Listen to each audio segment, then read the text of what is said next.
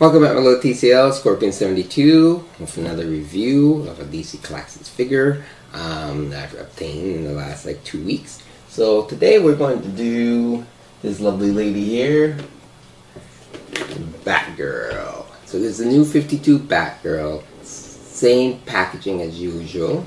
We have here with the see-through window, and also we have here on the side here her in the silhouette, as well as the actual figure in standing pose.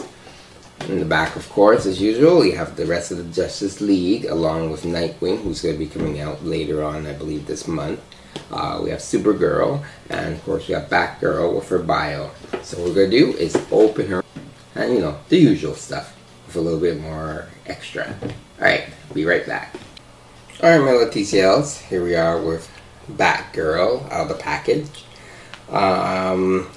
Right off the bat, I'm just going to let you know that this spear gun is kind of difficult to put in her hand. It's kind of big.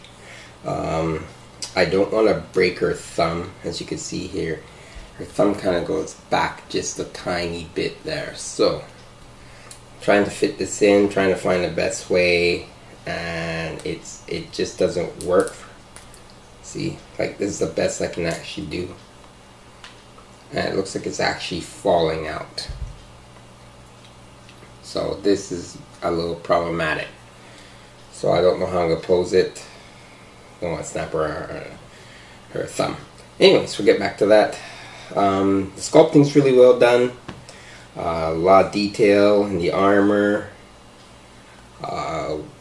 See, my other main thing about this is that when turning her head, I noticed the glue is kind of coming off from her hair, so you might want to watch out for that. So just to be careful when you are moving her head. Her rotation of her head, she can look up, she can look down, she can look up, so from side to side. The arms go up. She has articulation in the elbow. She has swivel at the bicep. The wrist swivel is at the glove, more or less. It's not really at the wrist, it's at more at the glove part.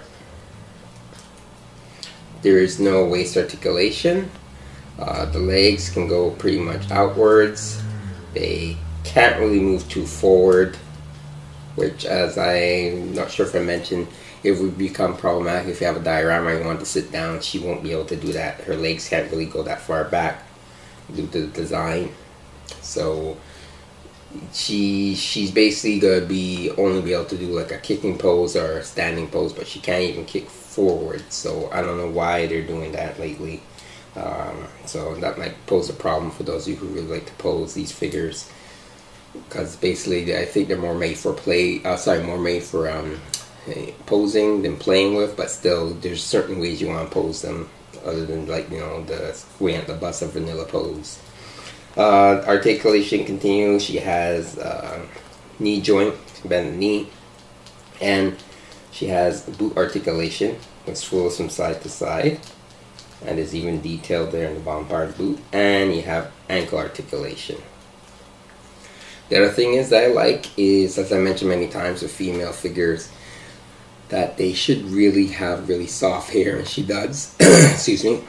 And like I mentioned before, it's just the fact that it's kind of coming off here for mine, so I might have to glue it back. I'm not sure. I hope I don't, but it's really nice and soft and pliable, so it doesn't hinder her movement when turning her neck from side to side. And the other thing I really like is the cape. It's really also pliable, made of soft rubber. That's another thing that I like. If you're going to do a cape, make it very soft. If you're not going to use cloth, and if she could have a sitting pose, and maybe on a motorcycle or something, the cape will not hinder that movement or that kind of style.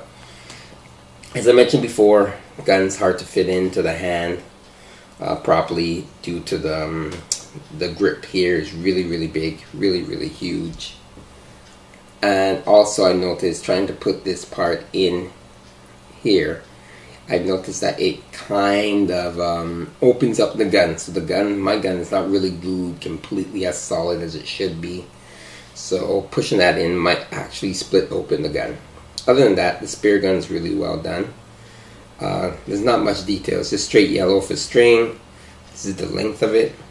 If you want, you can undo the knot, add in your own string, but I don't know how you do that for this part. You might have to do some excuse me, some disconnecting and stuff like that, because it's really glued in there, so it makes it hard for you to switch the string to make it longer if you want to get her like a scaling type pose or something going up the wall.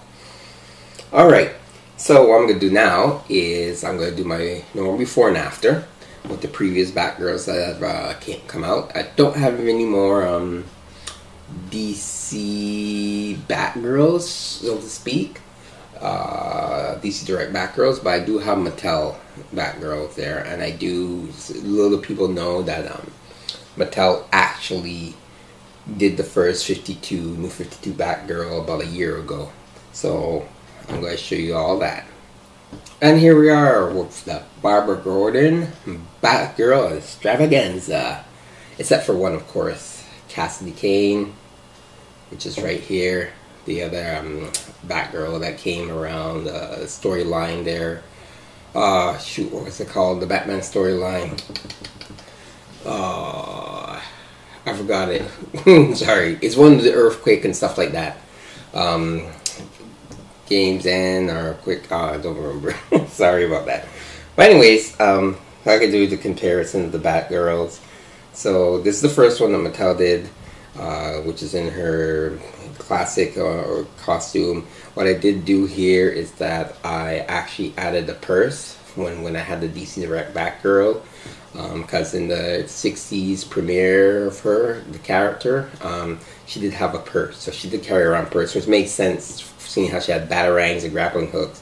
Never understood that with some of the Batman belts that had like the little capsules, how they can have all that extra stuff in there. You know, sometimes they showed you in the back there's a little pouch, but still, for her it made sense to have a purse and stuff like that.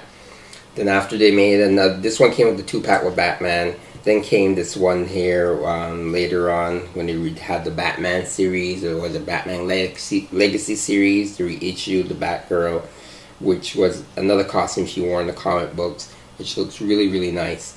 And it kind of reminds me of the 66 Batman and Batgirl, which should be coming out hopefully by this end of this year. It's supposed to be in a 3-pack or something to announce at San Diego Comic-Con. Whether it's been cancelled or not, it's unknown at this point. Here we have Cassidy Kane. Like I said, this pouches make a lot more sense. She's got a nice pliable cape. One of the harder Batgirls to come by and find at this point. A lot of people are looking for her. Basically, it's the same costume except for the belt and, of course, the face sculpting the head. So that's the only difference between that and the color scheme, of course. And here we have the new 52 Batgirl by Mattel. They were the first ones to come out with the new look, which I like. I didn't mind them adding them to the series. They kept the same format, you know, they had the 6 figures, connect a piece, and add in a new 52 character every now and then. I would be fine with that. But it didn't go that way. So she was from the, I believe, Batman Unlimited series. She got a 2-tone cape, very soft and pliable, plenty of articulation. Instead of the waist articulation here, she had the upper chest articulation, and she actually still has the same boot articulation as the one there from DC Collectibles. So there you have it. The new Batgirl from the new 52. So if this is something you guys are interested in, you've been collecting your new 52 ones from DC Collectible from that for the last I guess 2 years now. They've been coming out with figures, and it's just something up your alley. She still should be available at comic specialty shops as well as online retailers. So if it's something that you like, go ahead and get yourself some. So this Scorpion 72 telling you until next time, keep playing and take care.